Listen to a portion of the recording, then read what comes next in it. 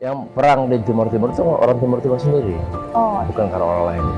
Dengan kultur budaya yang ada, saling merangkul, berdamai, duduk dan membahas itu bahwa oke, bersahabat dengan masa lalunya untuk menentukan masa depan. betul. Jadi kira-kira begitu.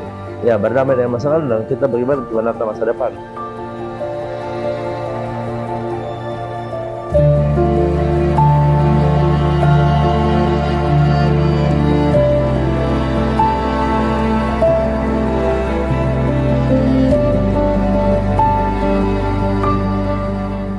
Halo, selamat siang Bapak.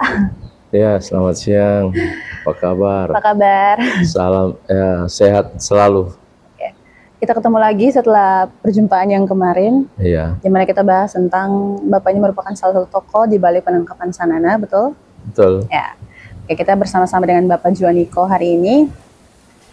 Nah, Bapak, saya mau tanya dulu nih. Waktu itu Bapak sempat cerita bahwa kalau Bapak itu adalah seorang anggota Kopassus. Mungkin Bapak bisa cerita waktu itu bagaimana sih Bapak bisa jadi komandan Saka? Ya, baik. Terima kasih atas pertanyaannya. Jadi ceritanya saya pada tahun 1996 itu sedang melaksanakan tugas operasi di Timur Timur, bergabung dengan Satgas Intel yang dibawa tim Raja Wali ya, di sektor timur di Baukau. Jadi kebetulan pada dalam melaksanakan tugas itu ada teman baiknya Bapak Prabowo Subianto yang sekarang Presiden Republik Indonesia itu. Beliau atas nama Juliong Fraga itu Komandan Saka yang ada kegiatan waktu itu terus ditembak sama lawan atau musuh GPK sehingga beliau meninggal dan saya diminta oleh anggota lewat rapat. Kemudian saat itu adalah dan sektornya adalah Pak Heri Pisan, kemudian Danjen Kopassus adalah Pak Prabowo dan beliau waktu itu ke tim-tim ke daerah namanya Baukau dan ada rapat di base campnya Komandan Sektor A di Baukau, lalu memutuskan saya diperintahkan oleh Danjen Kopassus waktu itu adalah Pak Prabowo untuk menggantikan Juliong Fraga sebagai Komandan Saka. Dan saya sambil tugas pokok sebagai operasi intelijen di daerah sektor timur. Akhirnya saya diminta untuk menjadi Komandan Saka dan saya menjadi Komandan Saka dari tahun 1996.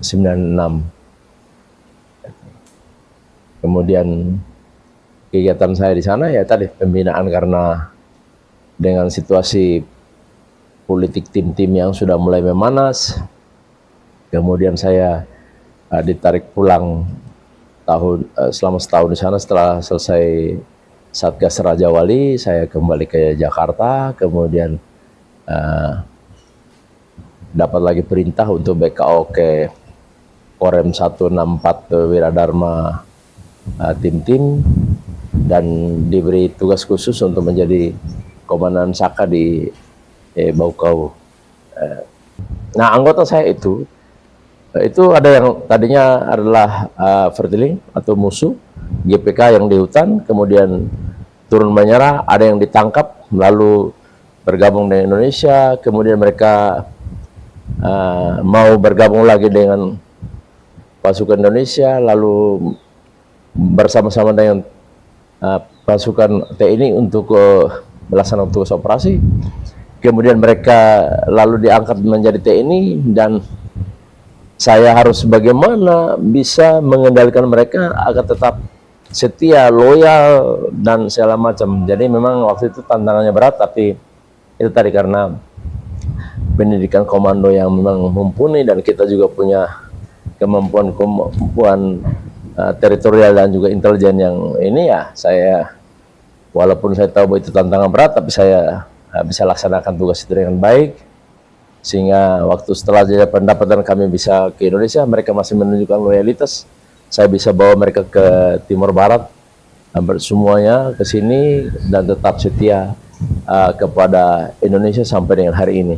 Walaupun sebagian sudah karena faktor usia, sakit penyakit dan lain-lain, ada yang meninggal, tapi banyak yang di sini termasuk istri anaknya masih tetap setia kepada NKRI. Bagaimana peran Bapak sebelum jajak pendapat? Ya, jadi memang inilah saya salah satu sebagai putra Timur Timur. Oke. Sehingga waktu itu walaupun saya di dalam agreement 5 Mei itu yang boleh ikut serta dalam ijazah pendapat itu adalah orang yang lahir dan besar di tim-tim, orang yang salah satunya adalah orang tuanya atau bapak atau ibunya adalah orang tim-tim, ataupun orang yang memang di sana tapi udah lama di tim-tim sebagai penduduk itu. Itu ya, makanya saya juga ambil bagian di dalam itu, dan kebetulan saya mendapatkan tugas untuk bagaimana supaya mengamankan agar jajak pendapat itu bisa boleh berjalan dengan sukses.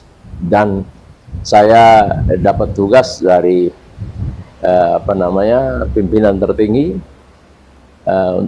untuk terlibat dalam kondisi politik waktu itu, untuk bagaimana supaya bisa jajak pendapat berjalan dengan baik. Maka peran saya waktu itu salah satunya telah ditugas oleh karena situasi memanas, karena kampanye itu pro kontra, otonomi, menerima otonomi atau menolak otonomi. Tetapi di kemudian Presiden Republik Indonesia dalam hal ini B.J. Habibie memutuskan bahwa otonomi kalau ditolak maka menuju ke kemerdekaan, sehingga peta politiknya berubah. Maka semua itu kita harus bagaimana supaya bisa mengendalikan situasinya itu mereda, karena provokasi itu terjadi. Sudah sangat dengan adanya statement itu, provokasi di mana-mana terjadi, dan terjadi pembunuhan, dan situasinya sudah betul-betul tidak kondusif, sehingga jajak pendapat hampir batal, ya hampir batal. Tetapi itu tadi ya, karena saya sebagai putra daerah dan harus juga sebagai seorang TNI harus bagaimana turut bertanggung jawab, karena waktu itu di dalam agreement 5 Mei juga TNI itu diberi tugas untuk mengamankan supaya jajak pendapat itu boleh berjalan dengan sukses. Maka saya ambil peran di situ, ikut serta di dalam peran untuk bagaimana mengamankan. Maka kebetulan karena saya sebagai komandan Saka yang juga punya kekuatan cukup ada di 13 kabupaten, itu mereka yang disebut tim Raja Wali atau unsur perlawanan itu ada di 13 kabupaten ada, sehingga saya waktu itu juga sebagai pembina, tentu kita harus membangun komunikasi dan koordinasi yang baik untuk mengendalikan situasi supaya boleh berjalan dengan baik. Maka peran saya waktu itu banyak. Saya dapat tugas untuk bagaimana dengan situasi di akhir-akhir sudah mau jajak pendapat itu sudah memanas, sehingga saya diperintahkan untuk terlibat dalam komisi KPS namanya, KPS, Komisi Perdamaian dan Stabilitas. Itu saya masuk di situ, diperintahkan tugas untuk ke situ, lalu membantu untuk mengkomunikasikan semua PAM Swakarta atau pasukan pejuang integrasi yang ada di tim-tim itu, untuk bagaimana menciptakan stabilitas di daerah itu supaya dapat berjalan. Maka tugas saya adalah memfasilitasi bagaimana mengkomunikasi dan mengkoordinasikan supaya terjadinya kantonisasi dan peletakan senjata. Nah, itu. Puji Tuhan, jajak pendapat boleh berjalan dengan baik, walaupun hasilnya mungkin tidak memuaskan semua orang. Karena ya mau dikatakan bilang berjalan dengan baik juga tidak. Di pihak lain itu memang nyata-nyata bahwa terjadi, kita mau bilang ada penyelenggaraan jajak pendapat yang tidak demokratis. Jadi saya mau bilang kecurangan tidak enak. Mau dibilang begini juga nanti saya dianggap pro. Saya tidak. Saya intinya bahwa waktu itu ambil peran bagaimana supaya Jajak Pendapat itu boleh berjalan. Ada hal-hal lain, ada hambatan-hambatan lain, kita carikan terobosan supaya Jajak Pendapat itu harus tetap terlaksana. Karena tanggung jawab besar kepada NKRI dalam hal ini TNI dalam mengamankan Jajak Pendapat. Tak 1 minggu sebelum Jajak Pendapat itu terjadi pembunuhan, provokasi ya, pembunuhan yang dilakukan sehingga ada salah satu anggota Itarak yang dibunuh, dicincang, dimasukin di karung segala macam, sehingga itu waktu itu memang sudah betul-betul Jajak Pendapat itu bisa saya hampir tidak terlaksana. Tetapi dengan inisiatif saya dari Baukau turun ke Dili, bertemu dengan Euriku. Kebetulan saya juga membawa staf tim pemantau, kalau nggak salah Jajak Pendapat itu staf internasional dari Kanada, orang itu namanya kalau nggak salah itu Erin McLean, orang Kanada yang kebetulan bergabung di Oxfam. Jadi dia ada dan saya ajak dia, mari temani saya, kita ketemu, dan kami dua pergi ketemu Pak Eurico Guterres. Kemudian saya ajak, ayo kita dua ke gereja Baridi. Kebetulan ada dengan kondisi kacau di Dili, kota Dili, sehingga masyarakat banyak mengungsi. Ada yang ke gunung, naik atas gunung, ada yang di gereja dan lain-lain untuk tidak tinggal di rumahnya, merasa tidak aman. Jadi saya ajak Eurico, kami datang ke gereja. Kebetulan banyak yang di gereja Walidi, kami bertemu. Lalu saya memberi kesempatan Pak Eurico untuk ngomong, Eurico Guterres ya, ngomong dengan masyarakat di situ. Lalu saya juga menyampaikan untuk masyarakat boleh pulang ke rumahnya, nggak perlu takut dan segala macam.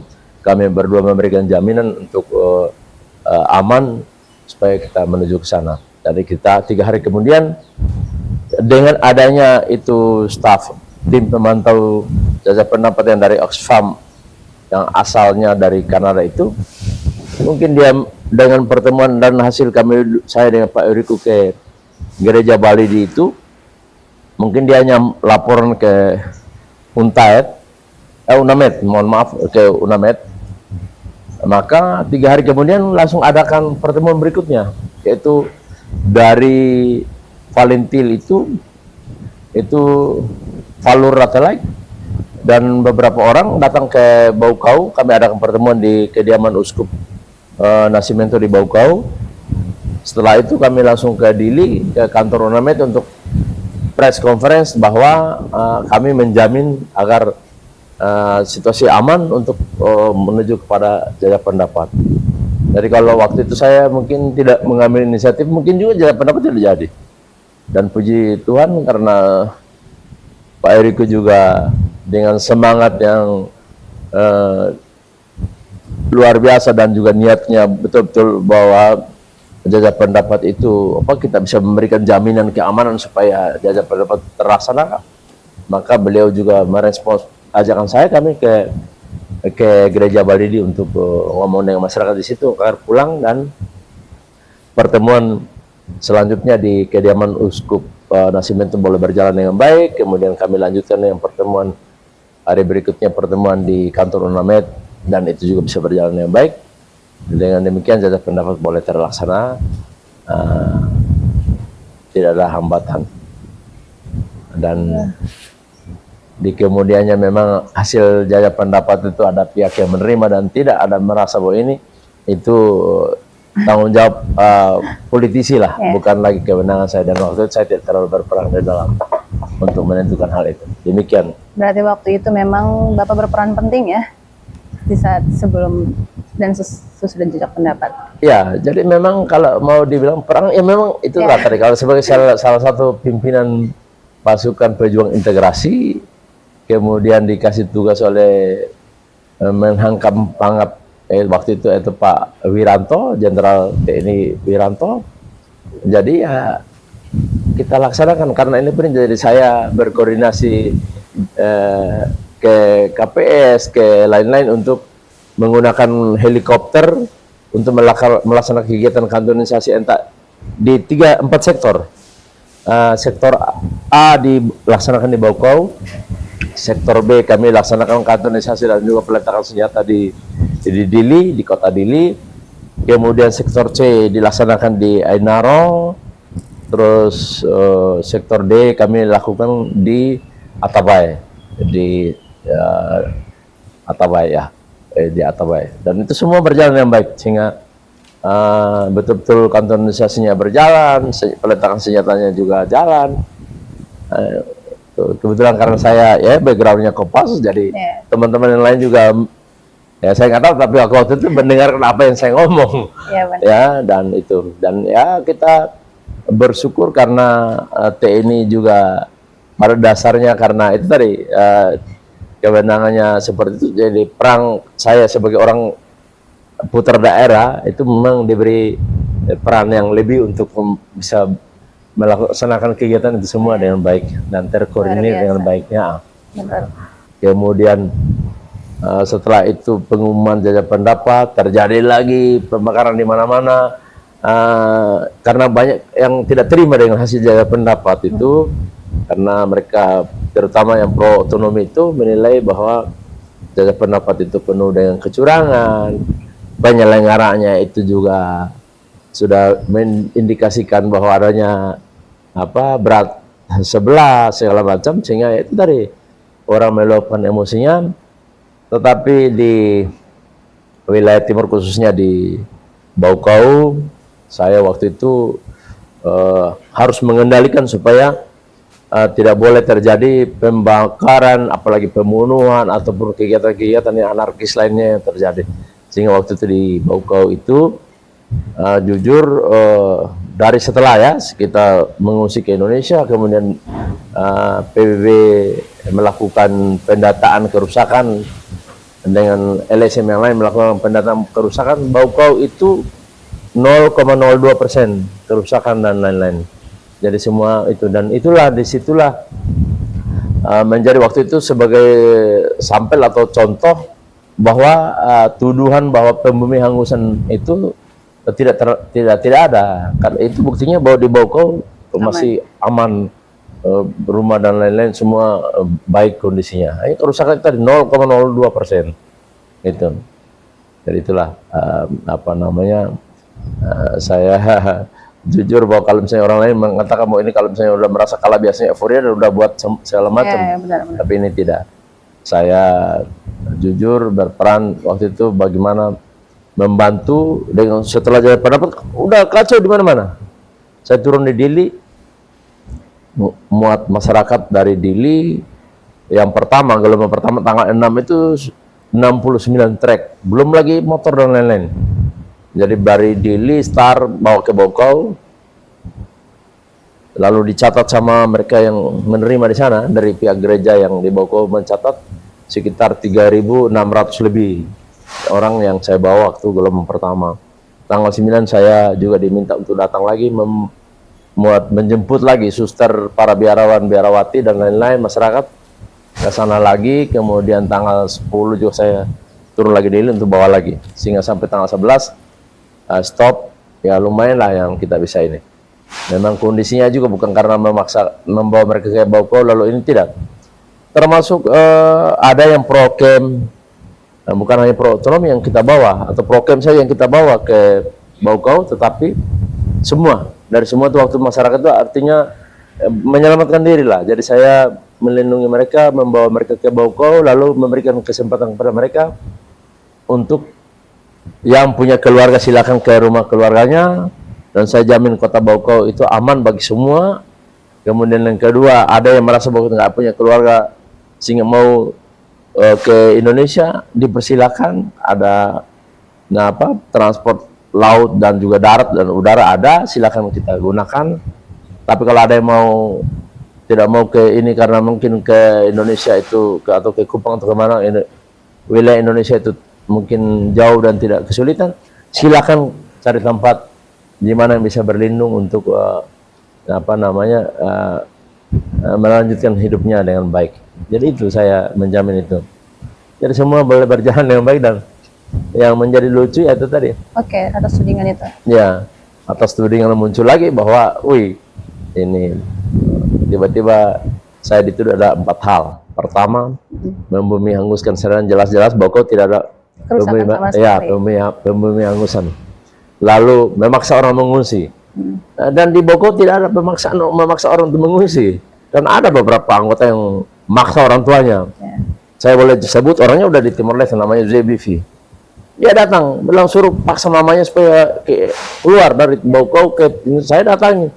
Saya malah marah dia. Kenapa kau paksa mamamu keluar? Sedangkan ini rumahnya dia. Dan tidak ada orang lain yang ini.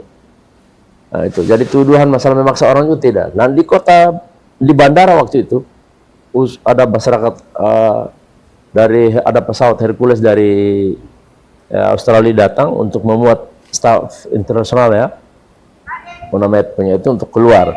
Saya malah melarang, bilang begini, ya silakan staf internasional boleh naik pesawat dan mau pergi ke bawah ke Dili atau ke mana saja silakan, tetapi staf lokal tetap tinggal di sini, nggak boleh ada yang keluar.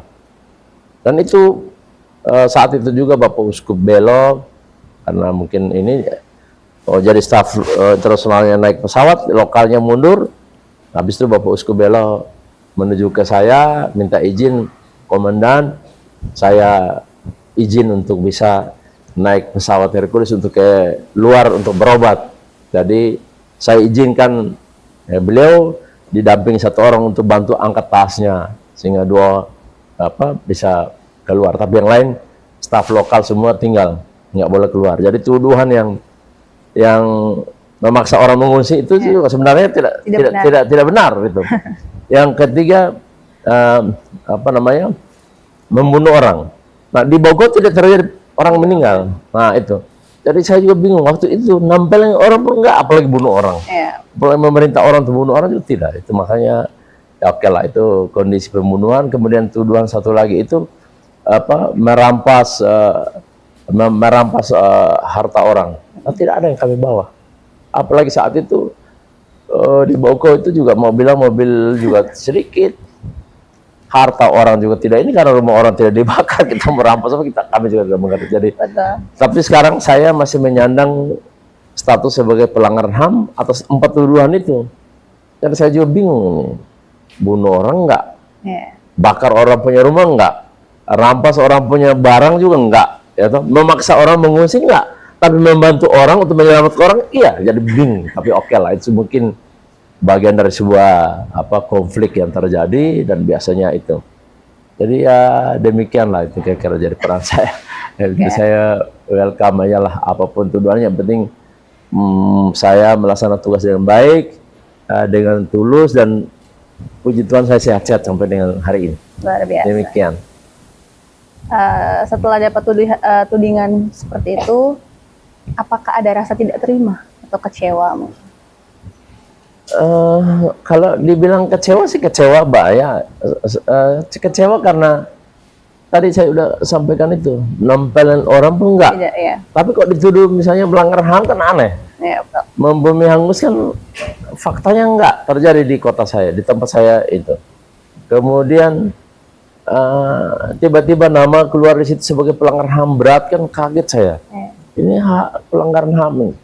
Jadi kecewa karena dengan tuduhan itu saya tidak, misalnya kami biasanya Timur itu bikin adat, kita nanam gitu, mau panen, kemudian mulai mau makan hasil panen yang baru itu kita harus adatkan dulu, diupacarakan adat dulu. Kalau saya tidak bisa ikut kegiatan itu, ada keluarga meninggal saya tidak bisa hadir.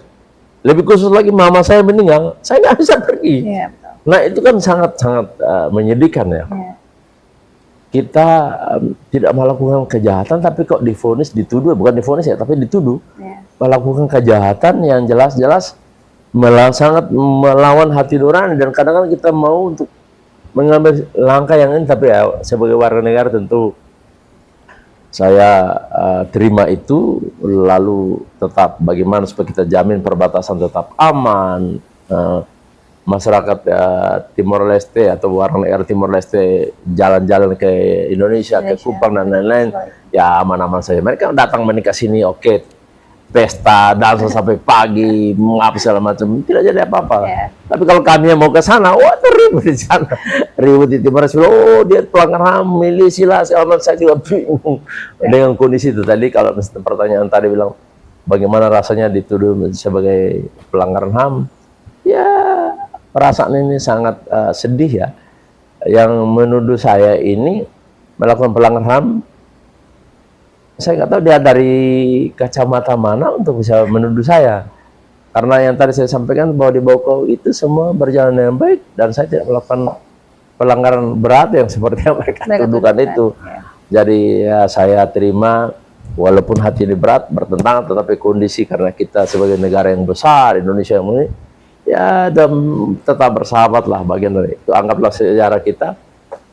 Jadi ya kita bagaimana membangun komunikasi tetap walaupun hanya lewat telepon, bertemu, reuni, ketemu sebagai saudara, kita tetap saja walaupun saya memang tidak bisa ke Timor Leste. Oh, Ya.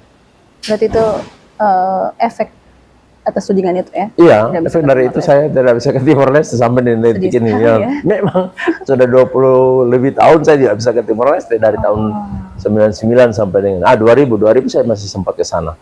Di bulan Februari itu yang terakhir saya ke Timur Timur. Jadi udah 25 tahun saya tidak pernah ke Timur Timur. Itu sudah. Wow. Ya. Yang perang di Timur Timur itu orang Timur Timur sendiri, Oh, bukan karena orang lain. Dan sebenarnya kan sudah merdeka itu, kalau waktu itu tidak ada kawan dan lawan, tidak ada yang lawan, maka tidak mungkin terjadi merdeka.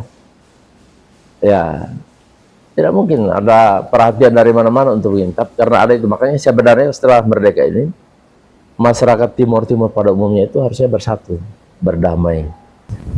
Kemudian silakan untuk bagaimana dengan kultur budaya yang ada, saling merangkul, berdamai, duduk dan membahas itu bahwa oke, karena Anda dan saya kita dulu berbeda pendapat, pikiran dan juga prinsip politik sehingga kita bertikai. Nah, sekarang sudah selesai, kita saatnya untuk berdamai. Sehingga meninggalkan hal-hal baik kepada yang diwariskan kepada anak cucu itu. Bersahabat dengan masa lalunya untuk menentukan masa depan. Betul. Jadi kira-kira begitu. harus berdamai dengan iya. masa lalu. Ya, berdamai dengan masa lalu dan kita bagaimana untuk menata masa depan. Luar biasa. Mewariskan hal-hal yang baik kepada anak cucu Anak cucu kita. kita. Ya, demikian. Luar biasa.